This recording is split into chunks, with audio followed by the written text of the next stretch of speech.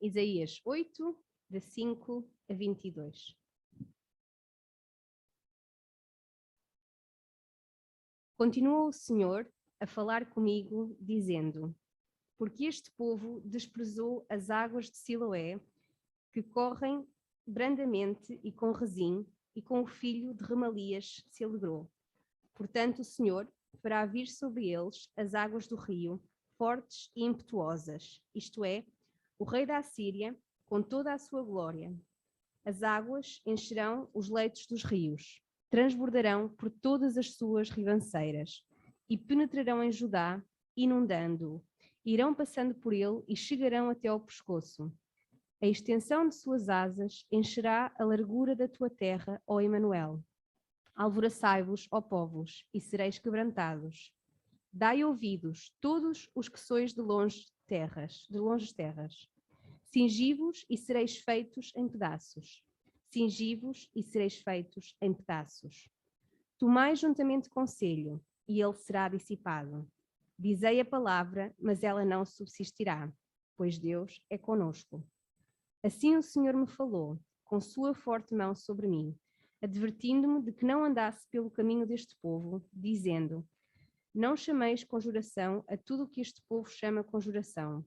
Não temais o seu temor e não vos assombreis. Ao Senhor dos exércitos, a ele santificai. Seja ele o vosso temor e seja ele o vosso assombro. Então ele vos será santuário, mas servirá de pedra de tropeço e de rocha de escândalo às duas casas de Israel, de laço e rede aos moradores de Jerusalém. Muitos dentre eles tropeçarão e cairão e serão quebrantados e enlaçados e presos. Ato o testemunho e sela a lei entre os meus discípulos. Esperarei no Senhor, que esconde o seu rosto da casa de Jacó, e a ele aguardarei. Eis-me aqui, com os filhos que me deu o Senhor. Somos sinais e maravilhas em Israel da parte do Senhor dos exércitos, que habita no monte de Sião. Quando vos disserem: consultai os mídiuns e os feiticeiros que chilreiam e murmuram entre dentes, respondei. Acaso não consultará um povo a seu Deus? Acaso a favor dos vivos se consultarão os mortos? À lei e ao testemunho. Se eles não falarem segundo esta palavra, nunca verão a alva. Passarão pela terra duramente oprimidos e famintos. E será que, tendo fome e enfurecendo-se, amaldiçoarão ao seu rei e ao seu Deus, olhando para cima? Então, olharam para a terra e verão somente angústia. Olharão para a terra e verão somente angústia e escuridão e sombras de ansiedade, e serão lançados em densas trevas.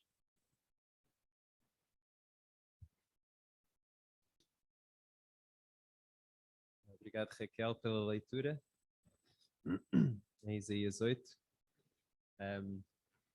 Vamos orar. Senhor Deus, temos estado a refletir sobre Ti, sobre quem Tu és, sobre quem nós somos. Senhor, queremos pedir que continues a revelar-te a cada um de nós, que continues a ser o foco e o centro deste tempo juntos. Senhor, permite que possamos continuar a conhecer-te. Permite que através da Tua palavra possas revelar também o nosso coração e onde nós estamos, e ajuda-nos a ter coragem e a confiança de fazer escolhas para Ti. Senhor, dirige-nos então, neste tempo, através do Teu Espírito. Oramos em nome de Jesus. Amém.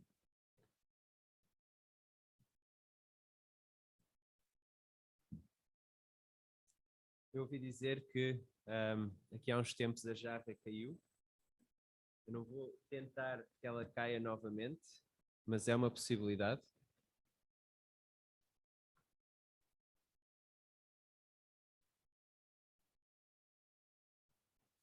Eu vou levar isto comigo, está bem? Não vai ficar aqui.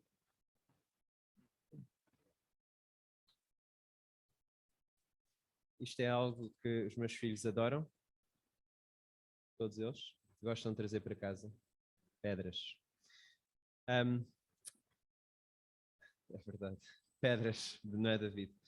O David poderia dizer-vos que tipo de pedra é, qual a sua constituição, de onde é que ela vem, etc. E que não é para fazer sopa da pedra, está bem? Isso é só um nome. Eu de antes não sabia isso, está bem? Então, eu achava mesmo que era uma pedra. Em junho de 1939 surge uma frase, no grande país, no grande governo, que é o governo britânico, para o povo, em tempo de guerra. Uma frase que foi pensada, só que não resultou, não teve o efeito desejado. Em português seria algo como mantenha calma e continua. E em tempo de guerra a ideia era encorajar o povo a continuar, olha, continuem, se bem que não era algo prático. Então não resultou, foi uma frase que ficou na gaveta e ficou escondida durante muitos anos, até que chegamos aos 2000, e de repente alguém encontra esta frase e aparece quase em todo o lado. Mantenha calma e qualquer coisa, até é alterada. Mesmo a ideia do design do póster era vermelho com uma coroa, só que o vermelho levantou algumas questões sobre o comunismo ou não, mas a mensagem foi considerada desajustada ou algo confusa, mas depois, passado vários anos, tornou-se uma frase de inspiração para as pessoas continuarem, mesmo em circunstâncias difíceis. E é isso que vamos pensar esta manhã, é como continuar em tempos difíceis, como fazer escolhas em tempos difíceis. Com o nascimento de cada um dos nossos filhos, nós tivemos uma escolha difícil para fazer. Não eram circunstâncias difíceis, eram circunstâncias normais, mas a escolha era difícil. Mas em circunstâncias difíceis, escolhas difíceis são ainda mais difíceis, certo? Então, quando cada um deles nasceu, não sei se sabem, mas em Portugal há um plano de vacinação para as crianças em que elas apanham várias vacinas e todos já estamos habituados, já sabemos. Olha, foi levar a vacina, vai talvez um bocadinho de febre, um bocadinho de dorido o braço ou a perna, mas com cada um deles havia sempre uma vacina que estava fora do plano de vacinação e que tinha alguma importância. No nosso tempo era a Prevenar. E custava, como estava fora do plano de vacinação, tinha um custo. E o custo variou, porque nós tivemos 3 filhos, 3 em 3 anos, o custo variou entre 70 a 90 euros, ou quase a 100 euros. Então, dependendo do ano, o custo variava. E a ideia era, ok, esta vacina é para prevenir algumas meningites, alguns tipos de meningite que estão fora daquelas vacinas que estão no plano de vacinação. Então, há a possibilidade. Então, é claro, enquanto pais, nós ficamos a pensar, bom, damos a vacina ou não damos? E na possibilidade de o nosso filho desenvolver ou vir a ter meningite, como é que nós nos vamos sentir por agora pouparmos 70 a 90 euros? Ou seja, era uma decisão difícil, mas as circunstâncias não eram difíceis. E falando com várias pessoas à nossa volta, naquela altura, era um diálogo normal. Algumas pessoas, acho que a maioria com quem falámos, vacinaram, mas não havia assim uma discussão acesa sobre o vacinar ou não vacinar. Bom, andamos alguns anos para a frente e hoje temos uma decisão difícil sobre vacinas, sobre vacinar ou não vacinar as nossas crianças, mas as circunstâncias não são normais. As circunstâncias são mais difíceis, porque não é só apenas a saúde das nossas crianças, é a saúde das pessoas com quem elas estão. E certamente esta conversa sobre vacinar ou não vacinar as nossas crianças agora contra a Covid vai levantar discussões que não vão ser tão pacíficas como as que eram em relação à Prevenar. Porquê? Porque as circunstâncias mudaram. No fundo continua a ser uma vacina, no fundo continua a ser aos nossos filhos, mas as circunstâncias mudaram, as circunstâncias estão mais difíceis. Escolhas difíceis em circunstâncias difíceis tornam-se ainda mais difíceis. E hoje vamos considerar 3 respostas à ideia de Deus estar connosco ou não. Mas em que Ele está connosco mesmo nos dias mais difíceis, mesmo nos dias mais escuros, mesmo nas trevas. Então há 3 respostas que eu creio que são as respostas certas. A primeira é confia, a segunda é santifica e a terceira é espera. Confia, santifica e espera. E vamos refletir um pouco sobre quem é Deus e onde é que nós estamos e que escolhas é que temos vindo a fazer. E já lemos a passagem nos versículos 5 a 10. A ideia que Deus é connosco deve nos levar a confiar.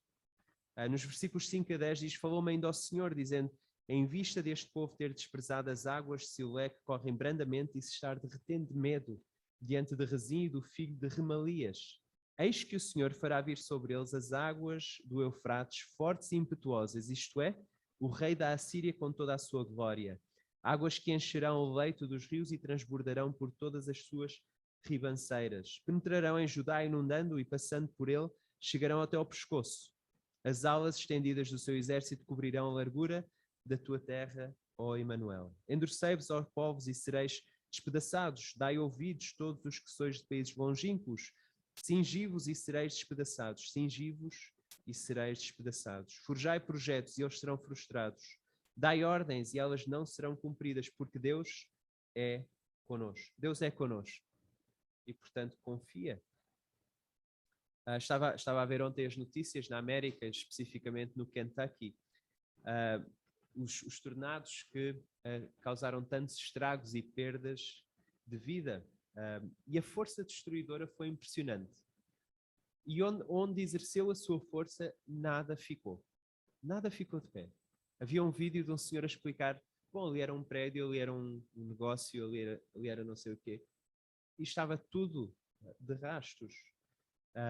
E nos tornados, por vezes, consegue-se avisar a população, e a população vai para centros preparados para subsistir e para resistir ao tornado. Isaías descreve-nos como Deus vai usar uma nação para julgar, para destruir o seu povo, o seu próprio povo também. Mas, de alguma forma, uma parte do povo vai ser protegida. De alguma forma, a parte do povo que confia em Deus, que continua a confiar em Deus, vai ser protegida. Só em termos de contexto, no tempo de Isaías, os israelitas, então se lembram do grande rei David, o rei dos israelitas, passado algum tempo com Salomão, o reino é dividido. Então ficamos com dois reinos, o reino do norte e o reino do sul, as 10 tribos do norte e a tribo Judá no sul. E a tribo do norte, aliás, o reino do norte, eles começam a ser ameaçados por outras nações ao redor. Então o reino do norte toma uma decisão, faz uma escolha. Olha, o reino da Assíria está muito poderoso e vai nos derrotar. Então o que é que temos de fazer? Qual a nossa escolha? Bom, temos de nos aliar a outra nação. Não é temos de confiar em Deus, mas temos de nos aliar a outra nação. Então escolheram um outro povo, a Síria, ou Arã, que era um povo vizinho, e eles juntam-se e eles depois vêm contra Judá e desafiam Judá e dizem: olha, junta-te a nós contra a Síria. Eles desafiam Judá e o rei na altura era o rei Acás. Então lemos isso em Isaías 7. Eles fazem esta proposta a Acás: junta-te a nós para derrotarmos a Síria. E Judá disse que não. Então eles próprios, ou seja, o reino do norte e a Síria, vêm contra Judá. O que é que Judá faz? O que é que o rei Acás faz? Bom, Isaías estava ao pé do rei Acás e diz: olha, temos que confiar em Deus, não te preocupes, Deus está connosco. E o rei Acás diz: acho que não, acho que temos de ser mais práticos aqui. Temos de pensar melhor sobre isto.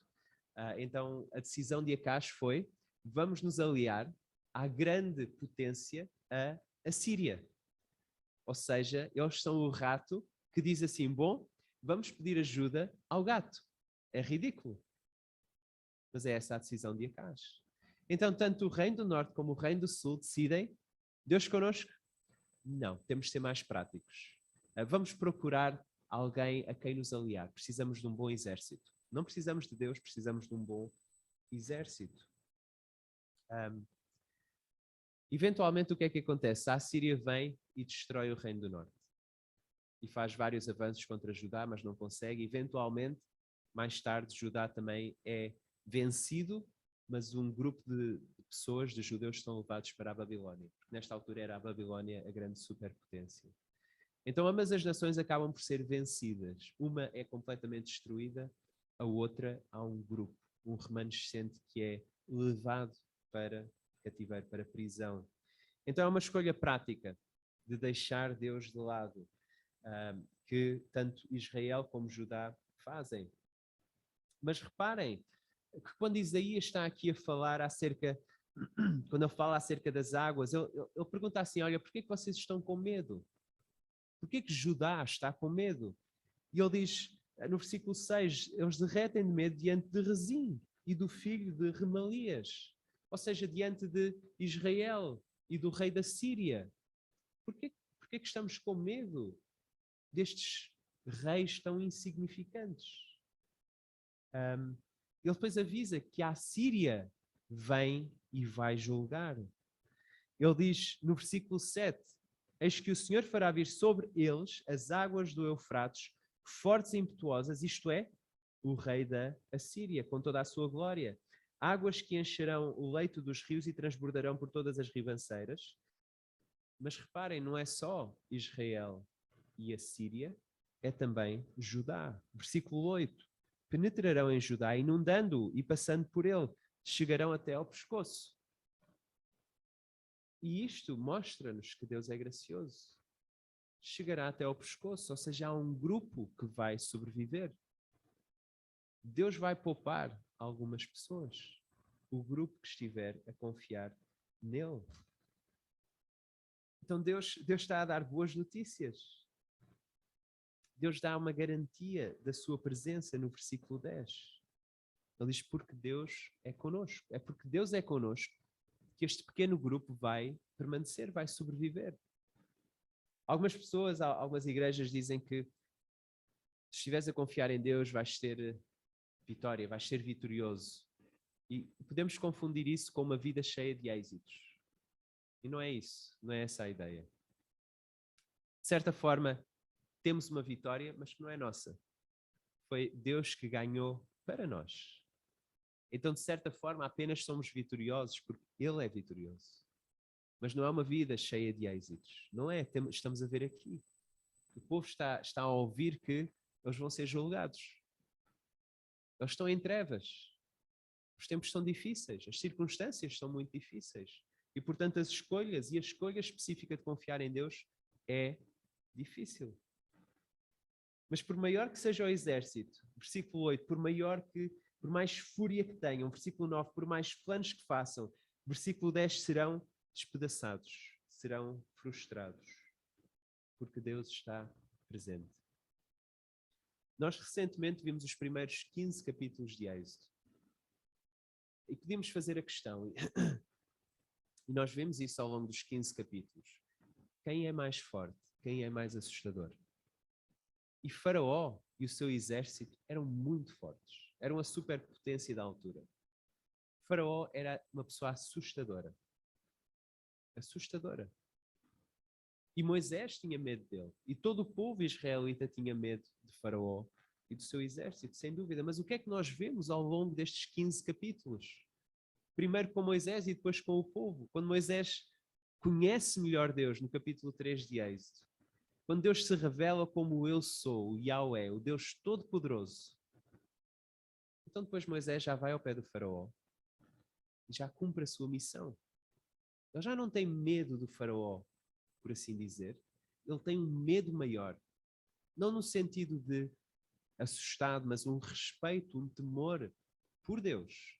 Então, temendo Deus, tudo o resto fica mais fácil de decidir, mesmo que seja difícil. Fica ligeiramente mais fácil. Não adiantou de nada Faraó ser mau e assustador. Não adiantou de nada o seu grande exército. Não adianta. A questão é, em quem é que estamos a confiar hoje? Não é fácil para nós estar hoje a confiar em Deus. As circunstâncias estão difíceis. Sim, há muitas preocupações. Há muitas preocupações e ansiedades, mas reparem na maneira como Isaías escreve naquilo que Deus oferece. Versículo 5. Deus ofereceu águas calmas de Siloé. Siloé é o sítio onde os reis eram entronizados, digamos assim, estabelecidos. O rei David, ou seja, Siloé tem esta ligação com o rei David. Então Deus está a dizer, eles recusaram esta linhagem do rei David que eu estou a oferecer, estas águas calmas. Ele também diz que ele controla as águas impetuosas que representam o rei da Assíria. Ele controla o rei da Assíria. Da mesma forma que ele controlou Faraó. Então, se Deus tem algo bom e calmo para oferecer, se Deus é capaz de controlar aquilo que nós não conseguimos controlar, que são as águas impetuosas, que é o rei da Assíria, que são as coisas à nossa volta que nós não conseguimos controlar, se ele consegue controlar, Deus não é apenas connosco, ele é por nós também. É o que isto nos mostra. Ele não é apenas connosco, ele é por nós também. E por isso vale a pena confiar nele. Só ele oferece calma e paz, só ele controla as preocupações e ansiedades que nós não conseguimos controlar. Deus é connosco e pode ser contigo. Vem confiar nele. Nos versículos 11 a 15 nós vemos que Deus é connosco e portanto devemos santificá-lo, e já vamos ver melhor o que é que isso significa. Mas vamos ler novamente: porque assim o Senhor me disse, tendo forte a mão sobre mim, me advertiu que não andasse pelo caminho deste povo, dizendo: não chameis conjuração a tudo quanto este povo chama conjuração, não temais o que ele teme, não torneis isso por temível. Ao Senhor dos Exércitos, a ele santificai, seja ele o vosso temor, seja ele o vosso espanto, ele vos será santuário, mas será pedra de tropeço e rocha de ofensa às duas casas de Israel, laço e armadilha aos moradores de Jerusalém. Muitos dentre eles tropeçarão e cairão, serão quebrantados, enlaçados e presos. Esta é a história de dois grupos dentro do povo de Deus, dentro de Israel. É a história de dois grupos. Isaías e mais alguns, juntamente com Isaías, estão a confiar em Deus. E não estão, ou seja, há dois caminhos a serem caminhados. Um deles, como é que se parece? É caracterizado por conspirações ou conjurações ou alianças com outros povos. É o caminho que Israel seguiu, o Reino do Norte. Em vez de confiar na aliança que eles tinham com Deus, no compromisso que Deus tinha com eles, eles disseram: não, precisamos de algo mais prático, precisamos de nos aliar a uma nação vizinha, a um exército vizinho, é isso que nós precisamos. Ou seja, é um caminho que é caracterizado por medo, eles estavam com medo da Assíria, é um caminho em que Deus não é respeitado, não é temido acima de tudo, de todas as coisas. Então, para este grupo, a Assíria é mais temível do que Deus. É assim que é este caminho. É um caminho em que, eventualmente, Deus vai ser rejeitado. Deus é rejeitado, ou seja, se ele não é temível, se ele não é todo-poderoso, e é o que eventualmente acontece. Se nós chegarmos à conclusão que Deus não é Deus, que Deus é apenas uma divindade que eu consigo controlar, que ele é muito parecido comigo, então eu vou rejeitá-lo. Não vale a pena ter um Deus assim. Ele vai se tornar uma pedra de tropeço para aquilo que eu quero fazer e a maneira como eu quero viver a minha vida. Se ele não é todo poderoso, então não vale a pena. Ele vai se tornar uma pedra no caminho, uma ofensa, um caminho armadilhado, eventualmente uma prisão. Eventualmente este caminho vai se tornar uma prisão sem saída. Israel tinha uma aliança com Deus, um compromisso que Deus tinha feito com eles, um compromisso em amor. E nós vimos isso em Êxodo, ou seja, Deus é fiel ao seu compromisso, Deus vem e está com o seu povo. Ele revelou-se o Eu Sou. E ao fazê-lo, quando ele se revela a Moisés e diz: olha Moisés, onde tu estás, a terra santa, é santo, porque onde Deus está, há santidade, porque ele é santo. Ou seja, é algo assustador. É algo assustador. Isaías, no capítulo 6, teve essa visão. Ou seja, é interessante como quando Deus se revela, é assustador. É assustador para as pessoas. Porquê? Porque nós somos pecadores, nós não somos perfeitos. E perante um Deus perfeito, nós não conseguimos estar. Perante um Deus santo, nós não conseguimos estar. Mas na sua aliança, neste compromisso em que o Deus perfeito se compromete com pessoas imperfeitas, Deus arranja uma maneira de nós estarmos na sua presença. Deus arranja uma maneira através de sacrifícios, através de sacerdotes, através do tabernáculo, através do templo. Mas porquê? Porque O eu sou, ele quer estar entre nós como um Deus redentor. Não apenas um Deus todo-poderoso, mas um Deus redentor, um Deus que salva, que está comprometido com o seu povo. Quase no final do capítulo 14 de Êxodo, a seguir ao Mar Vermelho, assim diz o versículo 31, e viu Israel o grande poder, ou a grande mão que o Senhor exercitara contra os egípcios. E qual foi a resposta? E o povo temeu ao Senhor e confiou no Senhor e em Moisés, seu servo. Este foi um dos grandes eventos da história do povo. Um que eles deviam estar a lembrar. O povo, nesta altura, devia estar a lembrar quem Deus é através da história de Êxodo, através da salvação em Êxodo, da mão poderosa do Senhor, que continua a ser poderosa para salvar. E a reação certa devia ser respeitar Deus. Então, quando eu digo Deus conosco, santifica-o, significa que nós devemos considerá-lo santo. Nós devemos temê-lo acima de qualquer outra coisa. No outro dia ouvi uma cristã falar sobre as oportunidades de serviço que surgiram com a Covid, com a pandemia. Ela chama-se Rosária Butterfield. Ela escreveu um livro com um título bastante interessante. O Evangelho vem como as chaves de casa. E é bastante interessante. E aquilo que ela estava a dizer é: a pandemia trouxe muitas dificuldades, sem dúvida, mas trouxe tantas oportunidades para cristãos de passarem a mensagem mais esperançosa que existe, que é o Evangelho. Trouxe tantas oportunidades de servir o outro, mesmo com medo.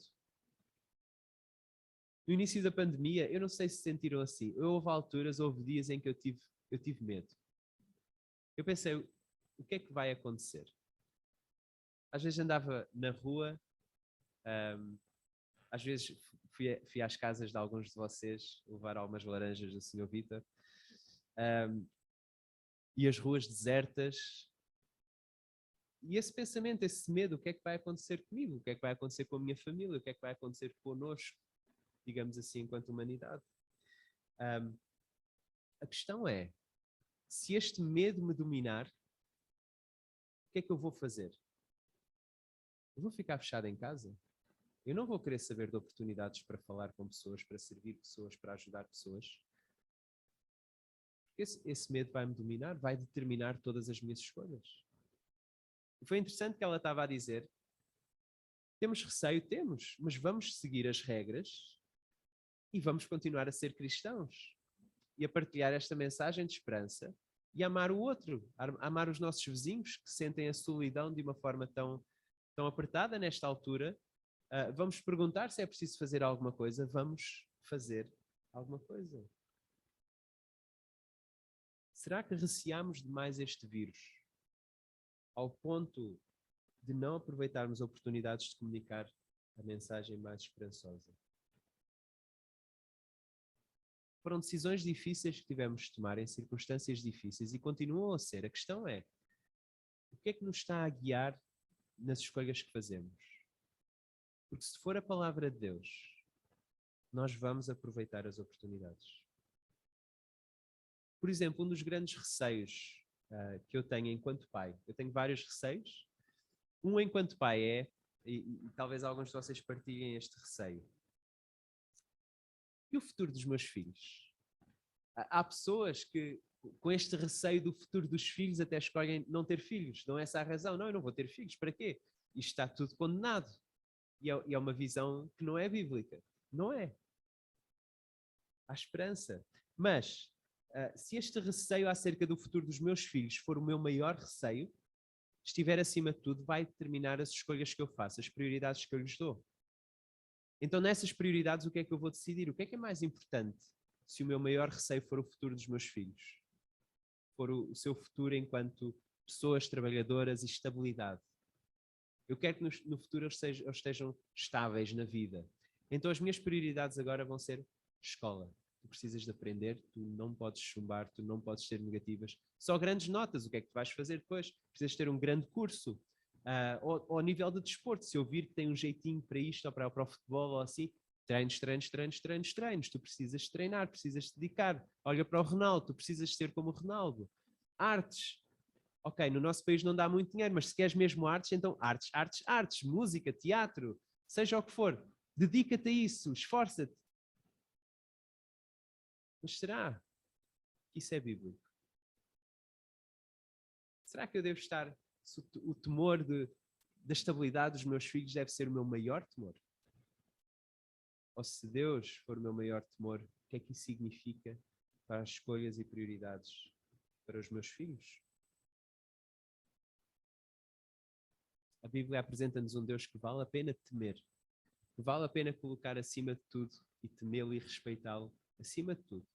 E depois tudo isso vai determinar e influenciar todas as nossas escolhas e prioridades, mas vale a pena, porque Ele compromete-se connosco em amor.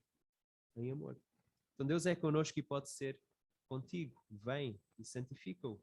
E versículos 16 a 22 dizem assim: resguarda o testemunho, sela a lei no coração dos meus discípulos. Esperarei no Senhor que esconda o seu rosto da casa de Jacó, e a ele aguardarei. Eis-me aqui e os filhos que o Senhor me deu para sinais e para maravilhas em Israel, da parte do Senhor dos exércitos que habita no monte Sião. Quando vos disserem, consultai os necromantes e os adivinhos, que chilreiam e murmuram, acaso não consultará o povo ao seu Deus? A favor dos vivos se consultarão os mortos. À lei e ao testemunho. Se eles não falarem desta maneira, jamais verão a alva. Passarão pela terra duramente oprimidos e famintos. E será que, quando tiverem fome, enfurecendo-se, amaldiçoarão ao seu rei e ao seu Deus, olhando para cima. Olharão para a terra e eis aí angústia, escuridão e sombras de ansiedade, e serão lançados para densas trevas. Isto é fictício, está bem? Isto que eu vou dizer agora. Então hoje na CMTV estava a notícia de um agente da PJ que viu o seu signo no jornal e leu assim: alguém que procuras encontra-se num hotel em Bourbon. Pede a extradição dessa pessoa. E esse agente da PJ chegou ao escritório e disse: amigos, ele está em Bourbon. Temos de pedir a sua extradição, a sua prisão e a sua extradição. Bom, estou a brincar, eu estou a falar de João Rendeiro, o ex-banqueiro do BPP, que foi preso em África do Sul. Ele estava em fuga e foi apanhado em África do Sul, e curiosamente muitas pessoas estão surpreendidas de ele ter sido apanhado, principalmente os portugueses. Os vários partidos políticos, muito surpreendidos. É tipo, a PJ conseguiu prender um ex-banqueiro em fuga, não é um criminoso profissional, é um ex-banqueiro em fuga, que não conseguimos apanhar. Foi para o Reino Unido, que é um dos países mais transparentes, digamos assim, e bons em autoridade, e ele passou por lá, andou por outros sítios, e conseguimos prendê-lo em África do Sul. E há uma grande admiração, e agora a PJ é melhor, são os melhores. Mas será que foi através de sorte e superstição? Bom, sendo a PJ portuguesa, eu diria claro que sim. Claro que sim, foi à sorte. Mas estou a brincar. Mas podemos dizer um brinde à lei. Um brinde à lei. É interessante, António Costa, ele disse assim: ninguém está acima da lei. E por isso podemos confiar nas instituições. E Isaías diria algo semelhante. Ele também diria um brinde à lei. A lei de Deus é boa. Os versículos 16 e 20 é o que ele diz. Há um foco aqui na lei. À lei e ao testemunho. Parece mesmo um brinde, não é? O versículo, pelo menos na minha tradução, na ARA, versículo 20, à lei e ao testemunho. Mas é isso que ele está a dizer. E continuamos a ver um contraste entre estes dois grupos de pessoas que fazem as suas escolhas. Dois grupos que em tempos difíceis têm de fazer escolhas que são difíceis, têm implicações. A nação de Judá e de Israel estavam em trevas, densas trevas. Ou seja, não estava fácil. Eles estavam cercados de inimigos, estavam a ser atacados. E a questão é se vai haver uma madrugada, uma alva, se vai haver uma manhã, se vai haver luz e esperança. E Isaías diz que só há uma maneira de haver uma alva, de haver luz e de esperança. Versículos 16 e 20. Se eles estiverem a confiar na lei do Senhor, se estiverem a olhar para os sinais e maravilhas de Deus. Porque é interessante que em Êxodo, no Egito, as pragas foram chamadas sinais. Eram sinais que Deus estava a dizer: olha, olhem para mim, vejam quem eu sou. Era um dos objetivos de Deus, era mostrar-se aos israelitas e aos egípcios. Ele queria se dar a conhecer a ambos através de sinais e maravilhas. No tempo de Isaías, Deus continua a fazer sinais e maravilhas. Um desses sinais é o próprio ministério de Isaías. É aquilo que Isaías está a dizer. Outro eram os filhos de Isaías, que tinham nomes interessantes, que não vamos abordar agora, mas os nomes dos filhos também deviam ser sinais para aquilo que Deus estava a fazer. O que é que a maior parte do povo escolhe fazer? Consultar necromantes, adivinhos, tarólogos, espíritas. É estranho, não é? Mas, de certa forma, antes de julgarmos estas pessoas de uma forma bastante dura, até que ponto somos nós supersticiosos? Porque eu creio que nós, portugueses, somos bastante supersticiosos. Eu creio que somos bastante supersticiosos. E são superstições que não encaixam com aquilo que a Bíblia diz que devemos fazer, ou devemos pensar, ou devemos fazer. É interessante que eles tentam, e todos nós queremos saber um bocado do futuro para termos confiança para o presente, certo? Basicamente é isso que queremos. Aquilo que mais gostaríamos era, e daí aquele filme Regresso ao Futuro ser tão apelativo, ou seja, em que ele vai para o futuro, ele vê como é que é, e depois se ele quiser mudar alguma coisa, ele tem de ir para o passado, ele muda, que é para ver se as coisas ficam melhores no presente. Ou seja, o presente é o problema. O presente é o problema. O passado já passou, o futuro não sabemos, o presente é o problema. Então queremos saber o futuro para conseguirmos viver melhor o presente. Qual é a sua decisão? Consultar até pessoas que já morreram. Ou seja, de certa forma, consultar pessoas do passado para sabermos sobre o futuro e vivermos melhor no presente. Isaías diz que isso não faz sentido. Não faz sentido. Isto é uma rejeição de Deus. E tem consequências. Versículo 20 diz, eles não vão ver a madrugada, não vai haver luz no fim do túnel. Versículo 21, passarão pela terra oprimidos e famintos. Vão olhar para cima e amaldiçoar Deus, vão olhar à volta para a terra e sofrer angústias. Deus não foi uma fórmula mágica para Isaías. Não foi algo em que, tendo Deus, automaticamente as dificuldades desaparecem. Nada disso. Mas ao estar perto da palavra de Deus, havia um grupo que estava a ver Deus. Eles estavam a confiar em Deus. Deus era o seu santuário. Eles encontraram em Deus um santuário. As águas calmas de Siloé. Enquanto que o outro grupo, eles andavam como galinhas sem cabeça. E quem já cortou uma cabeça a uma galinha sabe como é que é e o estrago que aquilo faz. Mas eles não paravam, eles não tinham descanso. O medo das circunstâncias dominou-os. Este grupo tinha as mesmas circunstâncias, mas o seu medo de Deus, do temor de Deus, deu-lhes a conhecer um Deus que dá santuário. Um Deus em quem eles podem confiar, a quem eles podem temer. Um Deus em quem eles podem esperar. Deus é connosco e pode ser contigo. Vem e espera nele. Nós não sabemos se aquele ex-banqueiro se ele vai conseguir regressar a Portugal. Os processos de extradição não são assim tão simples. Mas se ele vier, vai ser obrigado. Não vai ser por sua própria vontade. Nós no Natal celebramos o Deus que escolheu vir até nós. Jesus não foi extraditado do céu, obrigado a vir até nós. Ele veio por sua própria boa vontade. Ele escolheu vir até nós. Ele veio de boa vontade para que pecadores como eu e como tu se possam refugiar e confiar nele. Ele veio para que pecadores como eu e como tu possam receber o seu perdão. E para que pecadores como eu e como tu possam viver com esperança, apesar das dificuldades. Vamos orar. Senhor Deus, queremos te agradecer, porque apesar das circunstâncias, das dificuldades, das ansiedades, das preocupações, dos problemas da vida, nós podemos ter esta certeza e confiança que tu existes e que tu estás acima de tudo isto. Que tu tens poder e autoridade sobre todas as coisas que nós não temos, sobre as que temos e as que não temos. E agradecemos porque tu és um Deus que está acima de nós, que está fora de nós, que está além da nossa compreensão. E por isso és um Deus que vale a pena obedecer. És um Deus que vale a pena confiar. És um Deus que vale a pena esperar em ti. Senhor, agradecemos porque aquelas trevas, elas não permaneceram. Agradecemos porque aquelas trevas, aquele momento em Isaías, aponta-nos para outro momento.